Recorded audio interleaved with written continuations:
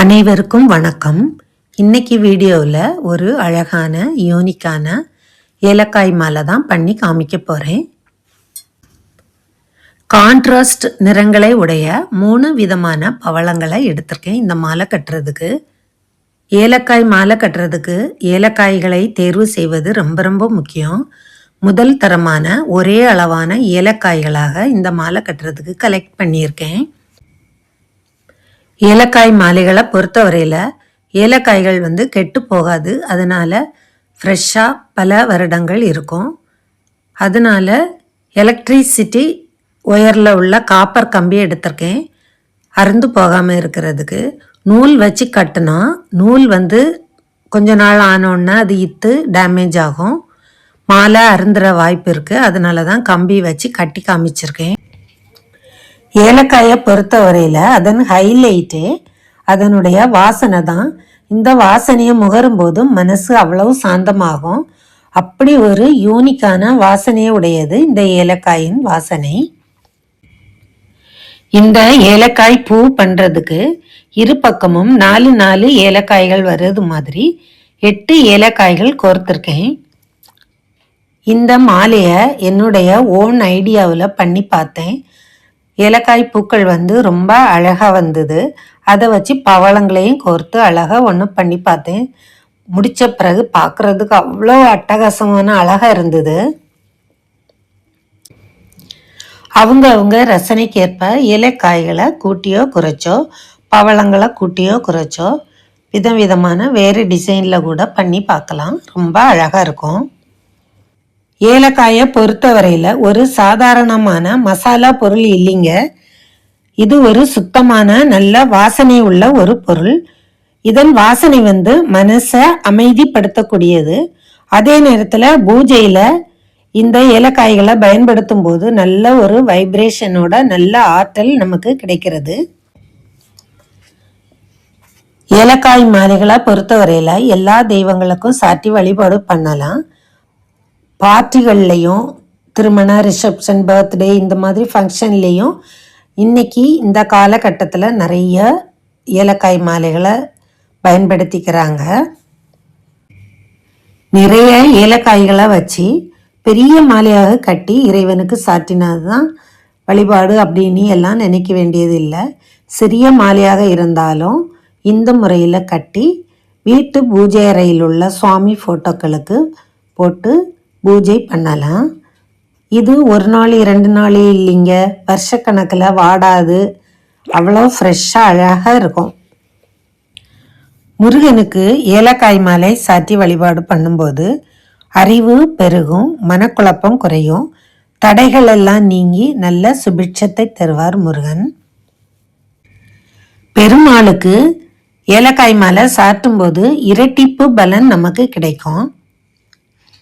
பெருமாளுக்கு நல்ல வாசனை உள்ள பொருட்கள் ரொம்ப பிரியம். துளசி மாலை, சந்தனம், அதே மாதிரி ஏலக்காய் மாலையும் ரொம்ப ரொம்ப பிரியம். பெருமாளுக்கு மாலை சாட்டும் போது பெருமாளின் மார்பில் இருக்கக்கூடிய மகாலட்சுமிக்கும் சேர்த்து தான் மாலை சாட்டப்படுகிறது.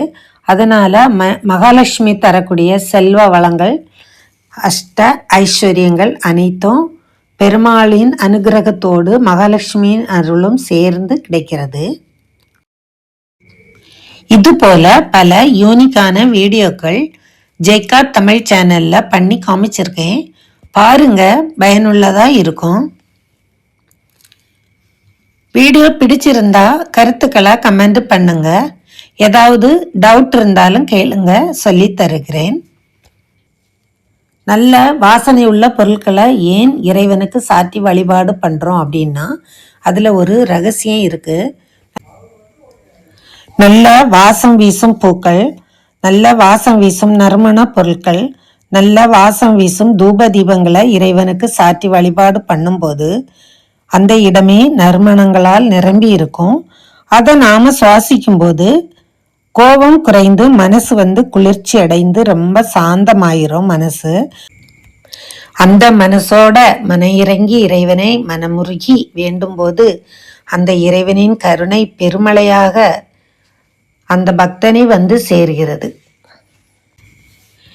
இந்த மாலையே எனக்கு கட்ட வரல, நான் எப்படி இறைவனுக்கு மாலை சாட்ட முடியும் அப்படின்னு நினைக்கிறவங்க வீட்டு மசாலா பெட்டியில் ஏலக்காய் இருக்கும். அதில் ஒரு 5 அல்லது 9 ஏலக்காயை எடுத்து நல்ல மஞ்சள் நீரில் நனைச்சி அப்புறமா பூஜையில் வச்சு அதை பயன்படுத்தி பாருங்கள். அந்த வீட்டில் நல்ல ஐஸ்வர்யம், நல்ல பாசிட்டிவ் எனர்ஜி வந்து சேரும். பலவிதமான பூக்களை வச்சு பலவிதமான முறையில் கட்டின வீடியோக்கள் நிறைய ஜெய்கா தமிழ் சேனலில் போட்டிருக்கேன். பாருங்கள், பார்த்துட்டு லைக் பண்ணுங்கள், ஷேர் பண்ணுங்கள், சப்ஸ்கிரைப் பண்ண மறந்துடாதீங்க, ஹைப் பட்டனையும் அழுத்துங்க. இது வந்து மாலையோட டாலர். இதுக்கு வந்து 7 ஏலக்காய் தான் கோர்க்கணும். 7 ஏலக்காய்கள் கோர்த்தாதான் பூ ஷேப்பு கரெக்டாக வரும்.